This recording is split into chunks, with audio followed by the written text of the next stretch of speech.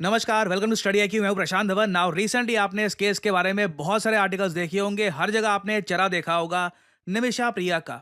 ये एक Indian nurse हैं, यमन में काम कर रही थी और उसके बाद कुछ ऐसे इवेंट्स होते हैं यमन में कि यमन के देश में इनको मौत की सजा सुना दी जाती है और आज के समय भारत सरकार भी कोशिश कर रही है कि निमिषा प्रिया बच जाए, इनको मौत की सजा ना मिले। और जो इनका केस है, स्टार्टिंग से मैं आपको बताता हूं कि इनके साथ हुआ क्या था, कैसे ये भारत से ऑल द वे यमन, जो एक बहुत ही अनसेफ कंट्री है, इजराइल आए दिन इस देश को बॉम्ब करता रहता है, अंदर एक सिविल वॉर चल रही है, ऐसे देश में ये क्यों गई और इनको मौत की सजा क्यों सुनाई गई। This is a very interesting story.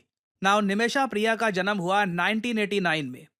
Kerala में इनकी स्कूलिंग हुई और इनको एक बात समझ में आ चुकी थी कि सिंस ये पैदा हुई हैं एक गरीब घर में, इनके पास ऑप्शंस कम हैं, तो इन्हें एक नर्स बनना होगा। नर्स बन के थोड़ा सा अगर पैसा कमा लेंगी तो इनकी लाइफ इंप्रूव हो सकती है। और भारत में आपको बताओगा, स्पेशली हमारी साउथ की स्टेट्स में बहुत सारी फीमेल्स हैं जो United Arab Emirates, Saudi Arabia, basically middle east के कई देशों में जाती हैं काम करने के लिए एज नर्सेस। तो निमिषा प्रिया ने साल 2008 में ये डिसाइड किया कि ये केरला से जाएंगी यमन देश में, यमन के एक सरकारी हॉस्पिटल में एज ए नर्स ये काम करने वाली थी। सिंस ये हॉस्पिटल यमन की कैपिटल सना में था, तो निमिषा को लगा कि इनका करियर यहाँ पे अच्छा आगे बढ़ सकता है।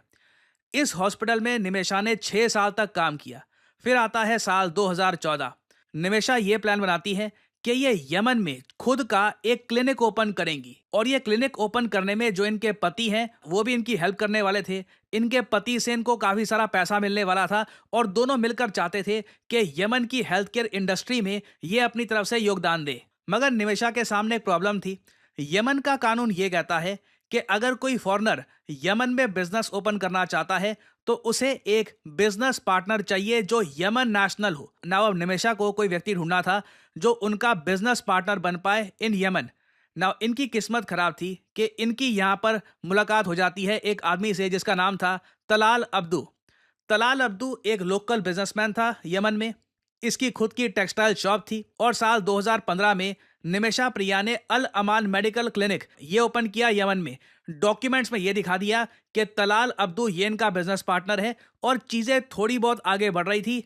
मगर उसके बाद अचानक से यमन में हो जाती है सिविल वॉर, यमन का गृह युद्ध। हूती रिबल्स यहां पर खड़े हो जाते हैं, देश का बंटवारा सा ही हो जाता है। मगर सना फिर भी यमन की जो मेजॉरिटी टेरिटरी है वहीं पर रहता है। और इसी दौरान निमिषा प्रिया के बिजनेसमैन तलाल अब्दू ये इनको ब्लैकमेल करना स्टार्ट कर देते हैं। ये इनसे पैसे मांगते हैं। एटलीस्ट ये जो वर्जन है ये निमिषा ने बताया है दुनिया को कि तलाल अब्दू ने इनसे पैसे मांगना स्टार्ट कर दिया। इनका पासपोर्ट, इनके डॉक्यूमेंट्स ये अपने पास रख लिए। और बेसिकली निमिषा प्रिया यहाँ पर बुरी तरीके से फंस चुकी थी। इन्होंने एक ऐसे आदमी के साथ बिजनेस डील कर दी थी जो इनको एक्सप्लॉइट कर रहा था और काफी जगह तो वो ये भी क्लेम कर देता था कि ये आदमी निमिषा प्रिया का हस्बैंड है, even though she was married to an Indian guy. Nimisha Priya ने ऑब्वियसली इस इशू के बारे में पुलिस को रिपोर्ट किया 2016 में। मगर 2016 तक ना, देखिए, यमन में लॉ एंड ऑर्डर की सिचुएशन बहुत ज़्यादा खराब हो चुकी थी। सिंस कंट्री में एक गृह युद्ध चल रहा था तो उस वक्त पुलिस और प्रशासन प्रॉपरली काम कर नहीं पा रहे थे। और ऑब्वियसली ये बात देखकर तलाल अब्दू को लगा कि वो जो भी करेगा निमिषा कुछ कर नहीं पाएगी ना। फिर आता है साल 2017। निमिषा प्रिया बुरी तरीके से फंस चुकी है यमन में।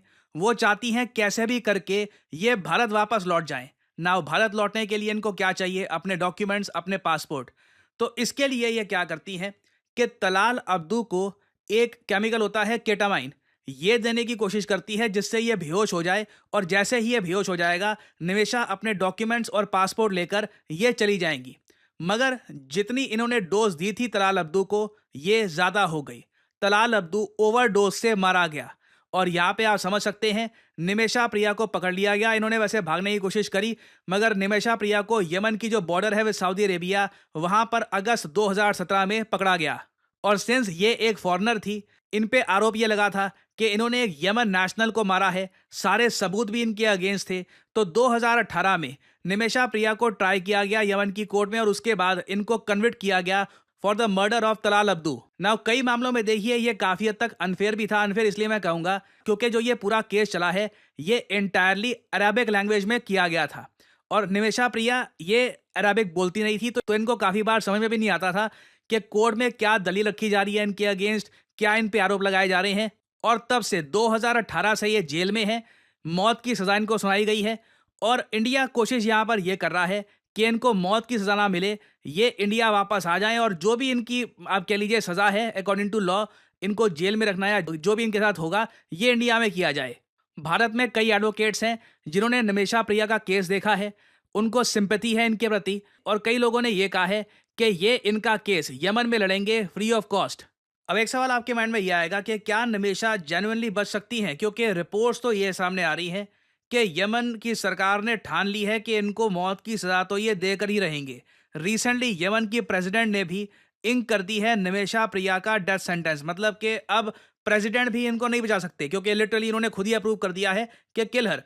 ना अब क्वेश्चन यहाँ पर यह आता है कि व्हाट कैन इंडिया डू। एक देखिए पॉसिबिलिटी यहाँ पर यह है कि अगर तलाल अब्दू की जो फैमिली है वो काफ़ी पैसा डिमांड कर रही है, अगर उनको काफ़ी पैसा मिल जाता है तो वो पार्डन दे सकते हैं निमिषा प्रिया को, ये एक पॉसिबिलिटी है।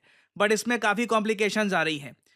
हम देख रहे हैं कि इंटरनेशनली कई लॉयर्स, ये जो इशू है इसने कई इंटरनेशनल लॉयर्स को भी अट्रैक्ट किया है। कई लॉयर्स यूएस यूरोप से वो भी निमिषा प्रिया को बचाने की कोशिश कर रहे हैं क्योंकि जो ये केस है कई लोगों को बहुत ज़्यादा जेन्युइन लगता है। उनको साफ दिखता है कि एक इनोसेंट इंडियन वुमेन ये बुरी तरीके से फंस गई, गलत आदमी के साथ इन्होंने बिजनेस कर लिया और उसके बाद जब ये बस देश से निकलना चाहती थी, अपना पासपोर्ट लेकर भागना चाहती थी, उस सब में एक बहुत बड़ा एक्सीडेंट ये हो गया कि वो जो आदमी है वो ओवरडोज से मर गया। और अब क्वेश्चन यहाँ पर ये आता है कि इनके फ्यूचर का क्या होगा। तो यहाँ पे मैं आप लोगों से पूछना चाहूंगा, आपके हिसाब से क्या भारत को पूरी कोशिश करनी चाहिए निमिषा प्रिया को वापस लाने की, या फिर आप मानते हैं कि एक बहुत ही कॉम्प्लिकेटेड केस है? लिखिएगा इसके बारे में कमेंट सेक्शन में, मैं जानना चाहूंगा आपका ओपिनियन। और फाइनली यहाँ पे आप लोगों से मैं सवाल पूछूंगा। क्वेश्चन ये है कि हाल ही में देखिए ब्लैक सी में ऑयल स्पिल हो गया है, कच्चा तेल गिर गया बहुत ह्यूमंगस स्केल पे और एक देश ने इमरजेंसी डिक्लेयर कर दी है सबकी वजह से। ये है यहाँ पे आपकी ऑप्शन, आपको बताना है कि किस देश ने इमरजेंसी घोषित करी है ब्लैक सी ऑयल स्पिल की वजह से। ये है यहाँ पे आपकी ऑप्शंस, टर्की, रशिया, यूक्रेन या फिर भारत। कमेंट सेक्शन में करिए उत्तर। जो लोग देंगे सही आंसर उनकी कमेंट को मैं दे दूंगा हार्ट, ताकि बाकी लोग समझ पाए कि सही उत्तर क्या है। और दोस्तों करियर 247 के सब्सक्राइबर्स ऑलरेडी आप अगर देखें तो 1,25,000 हो चुके हैं। मैंने अभी तक एक वीडियो भी यहाँ पर नहीं डाली, मगर डालूंगा 2 जनवरी 2025 से, अगले साल के 2 जनवरी से मेरी सारी वीडियोस ही आपको करियर 247 पे मिलेगी। इसके बारे में मैं सबको इन्फॉर्म कर रहा हूं ताकि ज़्यादा से ज़्यादा लोग यहाँ पर आएँ, सब्सक्राइब कर ले। मैं आपको भी कहूँगा ज्वाइन दिस न्यू कम्युनिटी। यहाँ पर हम ओपनली जियोपॉलिटिक्स के बारे में, वेरियस टॉपिक्स के बारे में बात कर सकते हैं और यहाँ पर सिर्फ मेरी वीडियोज़ की नोटिफिकेशन आपको रेगुलर बेसिस पर मिलती रहेगी। तो आपको सिंपली करना क्या है, जो अभी आप वीडियो देख रहे हैं इसकी कमेंट सेक्शन में जाइए, यहाँ पे आपको लिंक मिल जाएगा Prashant Dhawan sir exclusively on career 247। इस लिंक पर आप करेंगे क्लिक तो आपके सामने खुल जाएगा ये पेज। ऑलरेडी 1,25,000 लोग कुछ ही घंटों में सब्सक्राइब कर चुके हैं इस चैनल को। मोस्ट प्रॉब्ली कल तक कई और लाखों लोग ज्वाइन कर लेंगे ऐसे।